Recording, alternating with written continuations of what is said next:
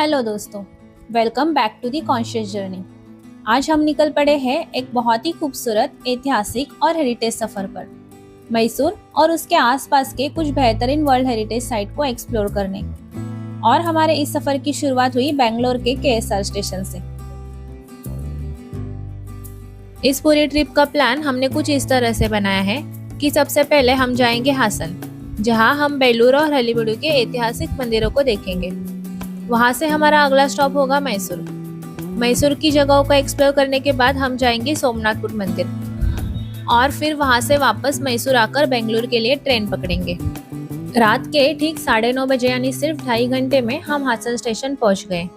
हासन पहुंचते ही हम सीधे गए बस स्टैंड और वहां से बेलूर के लिए बस पकड़ी। वैसे अगर आप भी इस ट्रिप का प्लान कर रहे हैं तो रुकने के लिए बेलूर सबसे बेस्ट ऑप्शन है, क्योंकि यहाँ अच्छे होटल्स और मार्केट आसानी से मिल जाते हैं। रात के करीब 12 बजे हम बेलूर में अपने होटल पहुंचे। यह होटल हमारे एक जानने वाले का था, जो बस स्टैंड से थोड़ा दूर था, लेकिन उन्होंने हमारे लिए रात को ही बस स्टैंड पर गाड़ी भेज दी थी, तो हमें कोई दिक्कत नहीं हुई। पहुंचते ही सबसे पहले हमने फटाफट पेट भर के बढ़िया खाना खाया, क्योंकि हमें अगले दिन सुबह बहुत जल्दी मंदिर के लिए निकलना था। वैसे तो इंटरनेट पर लिखा है कि मंदिर सुबह 8 बजे खुलता है, लेकिन लोकल लोगों से पता चला कि मंदिर सुबह 6 बजे ही खुल जाता है। इसलिए हमने तय किया कि नींद के साथ थोड़ा कॉम्प्रोमाइज करेंगे और सुबह 6 बजे ही जाएंगे। अब इतनी सुबह कोई कैब वाला आने के लिए तैयार नहीं हो रहा था, तो हमारे होटल ओनर ने हमारी मदद की और अपनी स्कूटी हमें दे दी। रात को जब हम 12 बजे होटल आए थे तो अंधेरे की वजह से आसपास का कुछ दिख नहीं रहा था, लेकिन सुबह स्कूटी लेकर निकले तो भाई साहब, क्या गजब का नजारा था। चारों तरफ हरे भरे खेत, ठंडी हवा, बैकग्राउंड में मोरों की आवाज और सामने इतना खूबसूरत सनराइज। स्कूटी पर इस व्यू को एंजॉय करते हुए सुबह 6:15 बजे तक हम पहुंच गए अपने पहले स्टॉप यानी हलेबीडु के होयसलेश्वर मंदिर। ये है होयसलेश्वर मंदिर, जिसे 12वीं सदी में राजा विष्णुवर्धन के काल में बनाया गया था। यह मंदिर पूरी तरह से भगवान शिव को समर्पित है। दूर से देखने पर यह जितना भव्य लगता है, पास जाने पर इसकी कार्विंग देखकर आंखें खुली की खुली रह जाती है। इस मंदिर की सबसे बड़ी खासियत है इसकी दीवारों पर की गई सॉफ्ट स्टोन की कार्विंग। और दोस्तों, एक बहुत ही गर्व की बात यह है कि हाल ही में इस मंदिर को यूनेस्को वर्ल्ड हेरिटेज साइट का दर्जा मिला हुआ है। मंदिर के बेस पर आपको हजारों हाथियों, घोड़ों और शेरों की कतारें दिखेंगी। और हैरान करने वाली बात यह है कि इनमें से एक भी मूर्ति दूसरी मूर्ति जैसी नहीं है। यहाँ की मूर्ति इतनी डिटेल है कि इनके गहने और कपड़े की सिलवटें तक साफ दिखाई देती है। वैसे इस मंदिर के इतिहास और इसकी मूर्तियों के रहस्य पर मैंने एक बहुत ही डिटेल वीडियो अलग से बनाया हुआ है। अगर आप इसके बारे में सब कुछ गहराई से जानना चाहते हैं तो इस वीडियो के बाद मेरे चैनल पर जाकर वो वीडियो जरूर देखिएगा।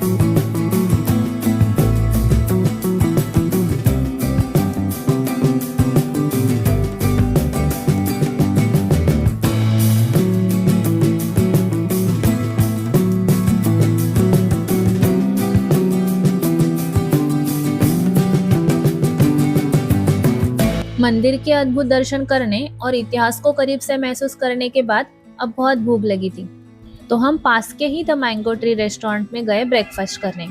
यहाँ हमने गर्मा गर्म फ्रेश साउथ इंडियन ब्रेकफास्ट किया।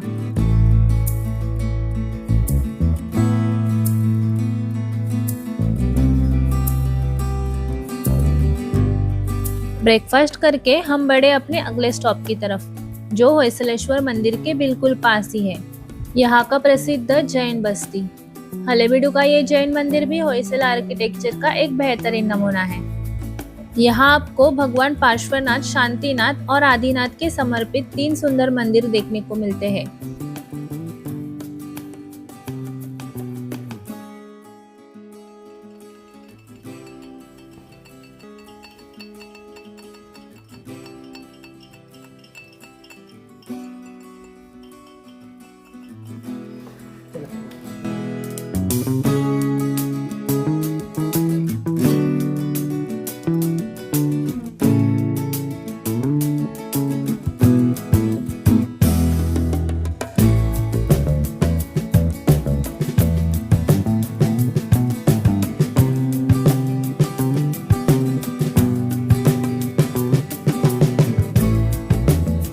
इस मंदिर के अंदर जो खंभे हैं वो इतने मजबूत और चमकीले हैं कि देखकर लगता है जैसे इसे किसी मॉडर्न मशीन से टर्न किया गया हो, लेकिन ये सब सदियों पहले हाथों से किया गया था।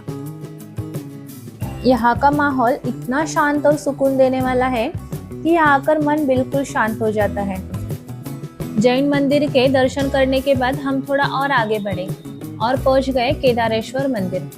ये मंदिर भी भगवान शिव को समर्पित है और इसे देखकर आपको तुरंत समझ आ जाएगा कि ये भी उसी शानदार होयसला स्टाइल में बना हुआ है।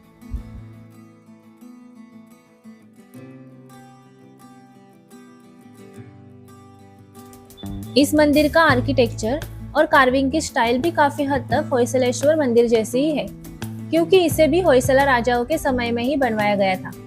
हालांकि ये मंदिर मुख्य मंदिर से थोड़ा छोटा है, लेकिन इसकी शांति और इसकी दीवारों पर की गई कलाकारी उतनी ही लाजवाब है। अगर आप हलेबीडु आ रहे हैं तो मुख्य मंदिर के साथ साथ इस केदारेश्वर मंदिर को देखना बिल्कुल मिस मत करना। हलेबीडु के खूबसूरत मंदिर को देखने के बाद हम अपनी स्कूटी से निकल पड़े बेलूर की तरफ। दोपहर के करीब 12:30 बजे हम पहुंचे बेलूर के ऐतिहासिक चन्नकेश्वर मंदिर। यहाँ पहुंचते ही हमें काफी भीड़ देखने को मिली। दरअसल यहाँ बहुत जल्द प्रसिद्ध रथ यात्रा शुरू होने वाली है और इसी वजह से पूरे मंदिर को बहुत खूबसूरत लाइटिंग से सजाया गया है। इस रथ यात्रा के दौरान यहाँ से बहुत बड़ी और भव्य पालकी निकाली जाती है, जिसे देखना अपने आप में एक अलग अनुभव है।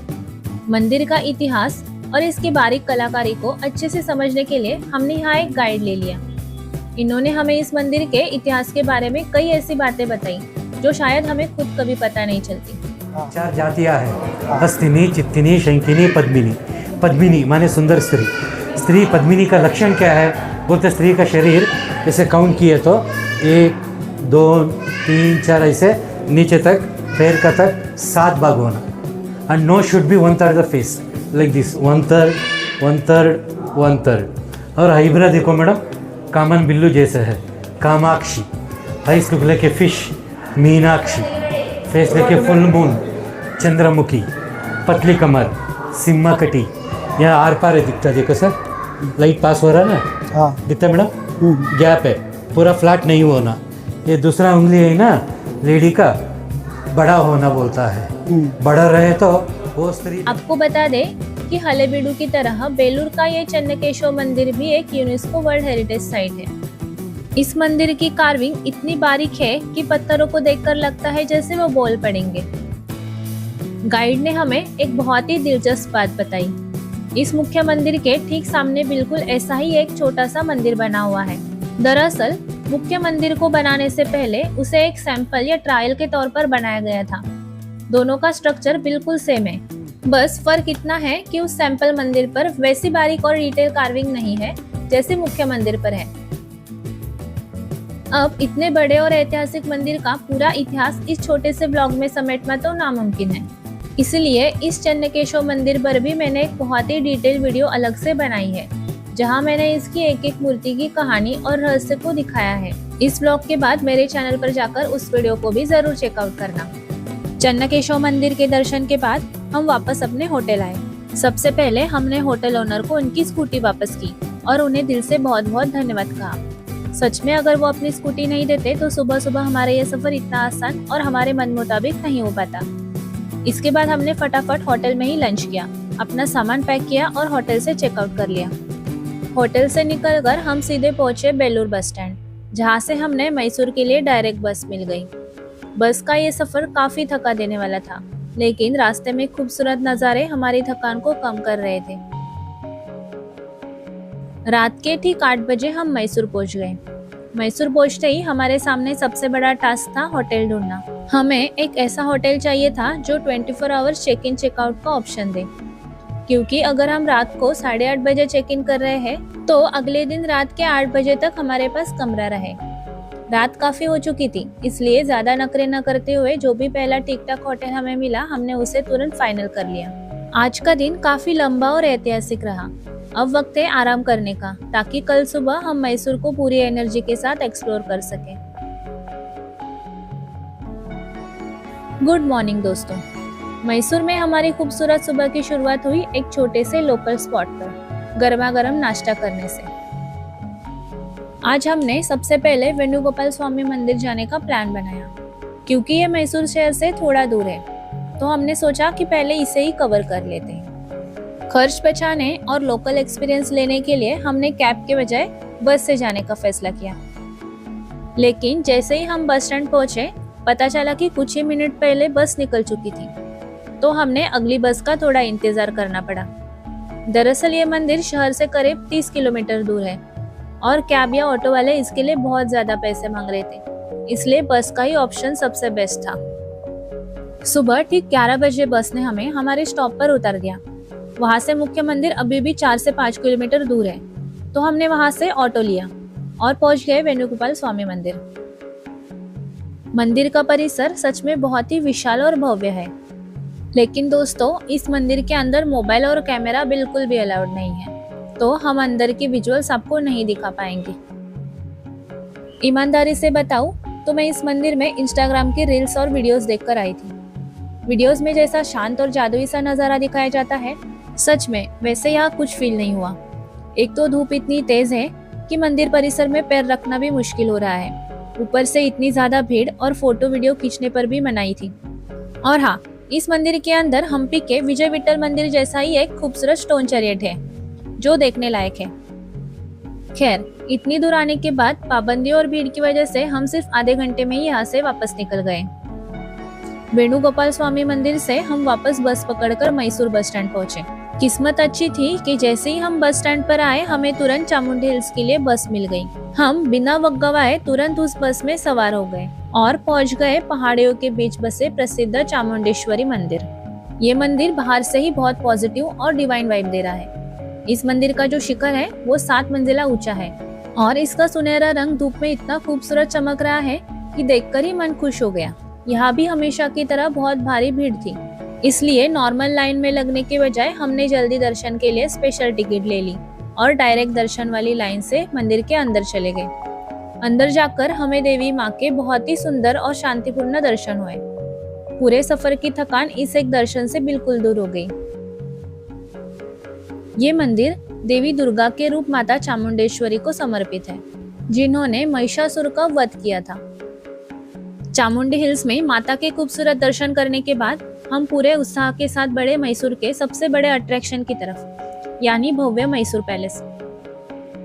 लेकिन हमें जरा भी अंदाजा नहीं था कि हमारी इस पूरी ट्रिप का सबसे गलत डिसीजन साबित होने वाला है। ऐसा क्यों हुआ वो आपको आगे पता चलेगा। हमने पैलेस की एंट्री टिकट ली और जैसे ही गेट के अंदर कदम रखा, चारों तरफ सिर्फ और सिर्फ इंसानों का समंदर था। दरअसल हम जिस दिन मैसूर पैलेस गए थे वो रमजान ईद का अगला दिन था। त्योहार का माहौल होने की वजह से इतनी भयानक भीड़ थी कि वहाँ नॉर्मली खड़े रहने या चलने तक की जगह नहीं बची। भीड़ इतनी बेकाबू और अजीब थी कि हमें वहाँ जाते ही भारी रिग्रेट होने लगा।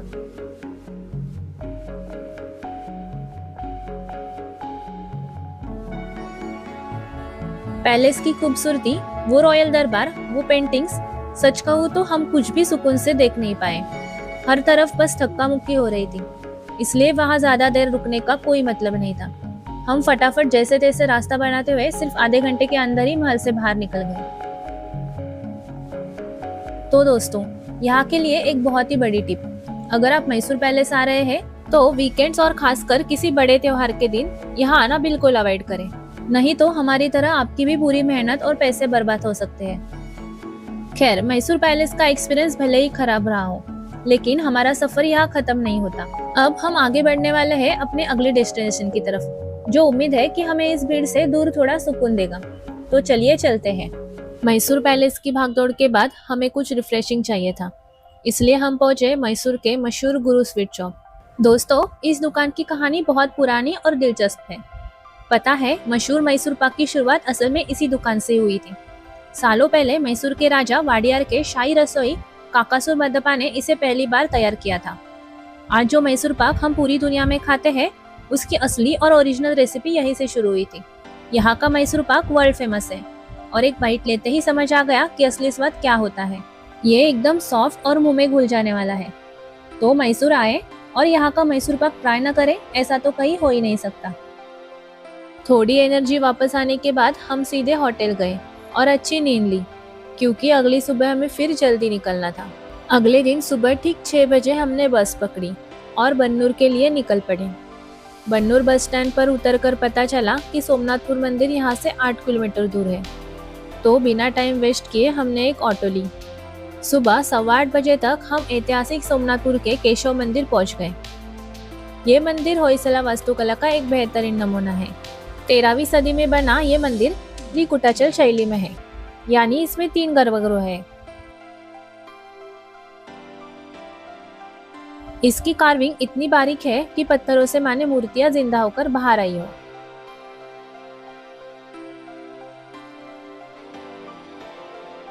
और दोस्तों, एक बहुत ही दिलचस्प बात, बेलूर, हलेबीडु और सोमनाथपुर के ये 3 मंदिर एक ही होयसला राजा के शासनकाल में बनवाए गए थे। इन मंदिरों की कलाकारी में जो समानता है वो देखकर आप हैरान रह जाओगे। वैसे सोमनाथपुर के केशव मंदिर के आर्किटेक्चर और इसके रहस्य को मैंने अपनी एक अलग डिटेल वीडियो में बहुत ही गहराई से दिखाया है। अगर आप इसके इतिहास को करीब से जानना चाहते हैं तो इस व्लॉग के बाद मेरे चैनल पर जाकर वो वीडियो जरूर देखें। सोमनाथपुर की शांति में वक्त बिताने के बाद हम वापस बस से मैसूर लौट आए। होटल जाकर फ्रेश हुए, चेकआउट किया और अपने आखिरी सफर के लिए निकल पड़े। मैसूर रेलवे स्टेशन से हमने बेंगलुरु के लिए ट्रेन पकड़ी। तो दोस्तों, ये था हमारा मैसूर और होयसला ट्रेल। बेलूर और हलेबीडु की बारीक कार्विंग, चामुंडी माता के दर्शन, मैसूर का मैसूर पाक और अंत में सोमनाथपुर की शांति। इस सफर ने हमें बहुत कुछ दिया। ये ब्लॉग आपको कैसा लगा हमें कमेंट्स में ज़रूर बताइए और हमारे चैनल द कॉन्शियस जर्नी को सब्सक्राइब करना ना भूलें।